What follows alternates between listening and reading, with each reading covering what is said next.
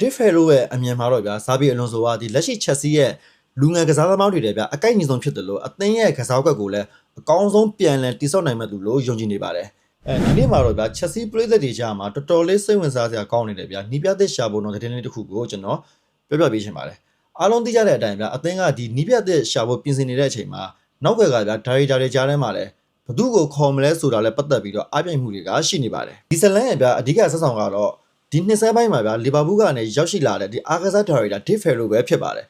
သူကဗျာဒီအသင်းကိုရောက်ချင်းမှာပဲဒီချက်စီအတွက်အသင်းတော်ဆောင်နီးပြတော့ဗျာရှာဝယ်ပေးခဲ့ပြီးတော့အဲ့ဒီလူကတော့ဗျာဒီလက်ရှိလီဗာပူးစင်တဲ့ဒီစွမ်းဆောင်ရင်ကောင်းတွေပြသပြီးတော့စူဖလာတွေဗျာရယူပေးခဲ့တယ်ဗျာဇာဘီအလွန်ဆိုပဲဖြစ်တယ်လို့အထူးတိုင်တွန်းပြီးတော့ထောက်ခံထားပါတယ်ဒစ်ဖယ်လိုရဲ့အမြင်မှာတော့ဗျာဇာဘီအလွန်ဆိုကဒီလက်ရှိချက်စီရဲ့လူငယ်ကစားသမားတွေတဲ့ဗျာအကိုက်ညီဆုံးဖြစ်တယ်လို့အသင်းရဲ့ကစားကွက်ကိုလည်းအကောင်းဆုံးပြန်လည်တိစောက်နိုင်မဲ့သူလို့ယုံကြည်နေပါတယ်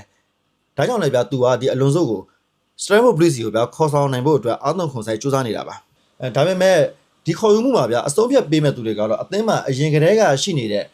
အာဂဇာဒါရီတာတွေဖြစ်တဲ့ဗျာပေါ်ဝင်းစတန်နဲ့လောဝစ်စတီဝစ်တို့ပဲဖြစ်ပါတယ်သူတို့နှစ်ယောက်ကဗျာဒီအသင်းရဲ့စီမံခန့်ခွဲမှုပိုင်းမှာဒစ်ထက်ပို့ပြီးဩဇာညောင်းတယ်လို့ဒီအပြောင်းရှိကိုလက်ခံမလားညှင်းပယ်မလားဆိုတဲ့ဒီရွေးချယ်မှုအပြည့်အဝရှိနေကြတဲ့သူတွေပါဒါကြောင့်ဗျာချက်စီရဲ့အနာဂတ်ဟာဒစ်ဖယ်လိုရဲ့ထောက်ခံချက်ကိုကျန်တဲ့ဒါရီတာနှစ်ယောက်ကလက်ရောမလားဆိုတဲ့အပေါ်မှာမူတည်နေပါတယ်ဇာဘီအလွန်ဆိုတကယ်ပဲချက်စီကိုရောက်လာမလားဒါမှမဟုတ်တခြားနီးပြကိုပဲထက်မြင်ရမလားဆိုတာကတော့တကယ်ကိုရင်ခွန်စရာဖြစ်နေပါတယ်ကျွန်တော်ဒီချက်စီအသင်းရဲ့အထက်တင်တွေကိုနေ့စဉ်နေ့တိုင်းဖက်ရှင်တဲ့မိတ်ဆွေတို့က comment အောက်က Telegram လေးတွေမှာဝင်ရောက်ဖက်ရှင်နိုင်ပါတယ်ခင်ဗျအားလုံးကိုကျေးဇူးတင်ပါတယ်